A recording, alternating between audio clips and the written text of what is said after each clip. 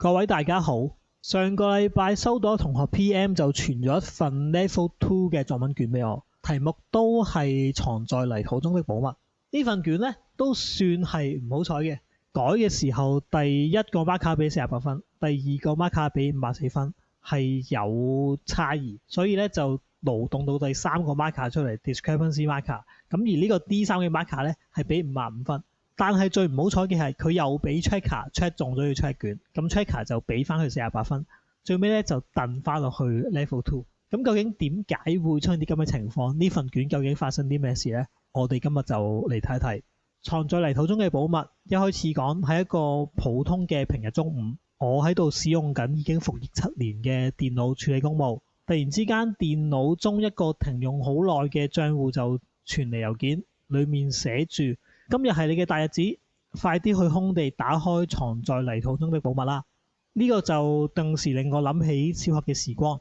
其實嗰個寶物係一個時空膠囊。喺6年之前，任教我哋嘅中文老師見到我哋為咗升上中學，準備呈分試就感到擔憂。縱使多次提醒同埋鼓勵，但係我哋仍然都係懵懂嘅娃娃，聽唔明白任何道理。眼見臨近小學畢業，老師就諗咗主意，不如我哋整個時空膠囊啦，到你哋長大成人嘅時候，就可以睇翻小學同學同埋老師嘅相互叮嚀，為未來做規劃可能有用。老師攞出咗一個破舊嘅牛奶箱，同學於是紛紛將喜歡嘅玩具、未來嘅自己嘅便條等等放入箱，但係老師竟然放咗個佢自己注釋嘅簡報，內容係懸疑小說作家東野圭吾嘅解憂雜貨店。大家好疑惑，因為唔係所有人都想做文科生。我哋應該將個箱放到邊啦？經過一番選址，就決定將個膠囊放喺山丘對出嘅泥土。另一方面，呢個山丘可以見到好多大企業嘅招牌。老師認為可以屆時一邊閱讀簡報，一邊諗下自己嘅未來。畢業前3日，老師將膠囊藏在泥土之下。時光飛逝，6年過去，膠囊迎來咗打開嘅機會。雖然同其他同學失聯，但係咧通過預先設定好嘅郵件、鬧鐘，獨自抵達山丘。我望住小時候最好奇亦都最不解嘅簡報，寫住以下內容：唔知你踏入18歲嗰陣，臨近公開考試嘅生活如何呢？會唔會好似解憂提及嘅主角，為咗眼前利益，不明智咁樣做陪酒女郎，被他人賣弄感情啊？我呆咗一呆，呢個唔係就係我嘅寫照咩？為咗可以多次買遊戲商品，寧願曠課都要做兼職工作，結果自己冇學識，亦都學壞咗唔好好理財嘅習慣，陷入咗前途迷茫嘅局面。呢個世界冇小偷3人組去為你預知未來，應付未來生活，但係你望下前面嘅30樂星總部，又望一下腳下嘅泥土，泥土裏面含有唔同嘅元素，係上面呢啲企業賴以為生嘅物資。希望你可以做出明智嘅選擇。我終於體會咗呢個牛奶箱嘅內容係寶物，提醒住我要及時選擇合適嘅前途，唔好隨波逐流同埋任性。而家網絡同埋社交媒體發達，好多人都受朋輩影響，寧願相信未經證實嘅消息而放任自己，令到自己一直沒有起色，掙扎求存，最尾只能夠怨天怨地，忽略咗自己問題。呢個時候我雙眼發亮，因為有一個好老師喺畢業之前喺泥土之中藏下咗一份寶物，及時指正咗我人生嘅方向。我以後會重視自己嘅每一個選擇，提升自己競爭力，先至唔會陷入掙扎求存嘅局面。對於呢4位 marker 嘅比分，有2個俾48分，2個俾54、55，即係2個陣營啦。唔知大家會認同邊一個？但係佢到最尾就係攞 level 2。咁個問題喺邊度？我哋睇一睇。首先一定係 level 2或者唔合格考生面對嘅問題啦，因為就係你哋唔扣題。只要你哋扣題嘅話咧，就算你嘅文筆幾差，應該都係會合格嘅。佢唔扣題嘅地方係咩咧？佢係有藏在泥土嘅處境嘅，係講咗膠囊會藏喺對出嘅泥土嘅。但係除咗呢個處境之外，就牽涉到下個問題，佢完全唔具體，完全冇講到究竟佢呢件物件同埋泥土嘅關係係啲乜嘢？無論佢呢份簡報定係佢寫嘅紙條或者個膠囊，呢度有寫啊，小偷3人組就唔會為你預知未來，繼而佢直接講泥土中含有不同元素。我作為讀者，我就會想知道咁係啲咩元素，你都要解釋清楚啊。如果記得我上次講嗰份 Level 5嘅作文，我都係話佢交代得唔清晰㗎，都係冇泥土意象㗎。但係我哋記得佢起碼會講出淤泥而不染，講下泥土嘅特徵，講下泥土係堅韌嘅，係孕育萬物嘅。但係呢度完全冇講過。第三個問題係有啲冗餘嘅敘述，呢度講佢要揾翻個泥土，揾翻個土丘，佢就去解釋啦。就算同同學失聯，但係咧通過預先設定好嘅郵件，我就獨自抵達。呢個位大家都有問題，就係講嘢講得太詳細，而呢個詳細咧係同個主題係無關嘅，可免就則免。繼而佢後面嘅引申都係同個泥土無關。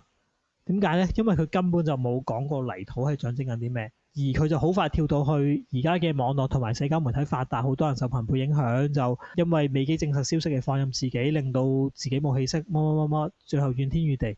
呢個你諗下可以放喺任何嘅文嘅最後一段㗎喎，佢冇緊扣到泥土意象，因為佢根本就冇講過泥土。再然後係有啲邏輯問題，就係究竟喺個故事嚟講，點解個老師要埋低呢個膠囊呢？老師喺小學嘅時候見到我哋為咗升上中學，為咗準備呈分時感到擔憂，然後老師嘅做法係買一個膠囊，要大家6年之後先拆開。咁6年之後就唔係面對緊件事情㗎咯，唔係處理到佢哋而家嘅憂慮。點解老師要埋低呢個膠囊呢？係解釋得不清嘅。咁點解會有2個 marker 覺得佢 OK 呢？覺得佢有54分或者55分呢？呢個問題一嚟就可能要睇翻當時或者嗰年究竟大家嘅水平質素如何。如果其他同學嘅質素唔係好高，咁可能佢寫得唔好，都勉強俾多啲分佢。呢個我都相信會發生嘅，因為我哋上次睇完 Level 5，其實我哋見到 Level 5都有問題嘅。不過咁樣比起嚟，咁 Level 5肯定好好多啦。如果你嗰年全世界水平都唔好嘅時候，老師相對手鬆係有可能嘅。而第二個原因呢，係我哋睇翻呢篇文呢，其實佢除咗扣題做得唔好之外，其實其他地方係冇乜問題嘅。我嘗試去諗佢有冇啲地方係寫得多餘或者太冗贅嘅，但係我又發覺其實唔係刪去到好多。而佢嘅句子當然都有啲問題，有啲病句，但係其實同 Level 5 或 Level 4嗰啲唔會爭得太遠。我哋重新睇一次，一開始佢講佢有電郵，講咗點解佢會有保密。繼而佢回憶起以前發生嘅事情，回憶起點解會有呢個時空膠囊嘅情況，之後講大家去埋呢個膠囊嘅情景，繼而好快就即刻飛到去我哋而家揭開啦。揭開之後其實佢好直接嘅，個膠囊係回應緊佢而家呢一個經歷呢個情景嘅。然之後佢發覺佢被膠囊去提醒咗，然之後佢嘗試去開始講一啲體會。講完體會之後，就直接入結尾，就話佢指導咗人生方向。當然佢係扣題扣得唔好，但係佢成個情節其實係好單一、好舒暢嘅。只要解決咗泥土嘅意象問題，其實就好好㗎。而我哋睇翻上篇文，我哋都理解到，雖然考試局喺個題解上面就寫得好清楚，就話一定要泥土意象，但係發覺其實大家都做唔到呢樣嘢，大家都只係表面上面勾連到個泥土㗎咋。咁如果係咁，呢篇文表面上都勾連到泥土啊，咁佢都有講到膠囊係埋咗泥土，然之後喺泥土度挖翻出嚟噶嘛。咁呢個同泥土嘅處境係一樣嘅喎，一樣嘅時候同上一篇嘅鑽石唔係爭好遠啫。我諗呢個就係呢2位 marker 去掙扎或者去俾分鬆手嘅原因，就係覺得既然考評嗰個要求都只係喺表面上符合到泥土意象就 OK， 咁呢篇文係符合到啊，符合到咁你就要俾分佢啦，你就要俾 Level 3佢啦。當然啦，去到最後一個 marker 即係個 checker 唔同意嘅原因，亦都好可能係佢會覺得佢真係有講到泥土，但係佢喺解釋泥土嘅意象上面係唔充分噶嘛。上次嗰篇 Level 5佢係有解釋到泥土意象，佢有解釋下究竟乜嘢係泥土，乜嘢係堅韌，點樣孕育萬物，出淤泥而不染。但係呢篇文完全冇喎，呢篇文淨係好簡單講泥土有唔同元素。佢有嘗試引用小偷三人組，但係又冇解釋到乜嘢為之小偷三人組，點解呢個三人組同泥土結連，所以呢個位亦都好難俾合格佢啊。對於呢2種睇法，我係較為傾向 marker 1同埋個 checker 嘅，我都係覺得佢係有做處境，但係佢真係冇解釋到。咁俾48分佢都合情合理啊。或者如果真係我俾分，我會再俾低分啲添。然後我哋講完問題就嘗試講下點樣解決啦。其實解決咧就頭痛醫頭，腳痛醫腳。我頭先講佢有啲咩問題，你將啲問題調翻轉嚟講咧，咁就解決到啦。當然最根本最基本一定係扣題。咁但係個扣題大家都話扣題㗎，你要點扣咧？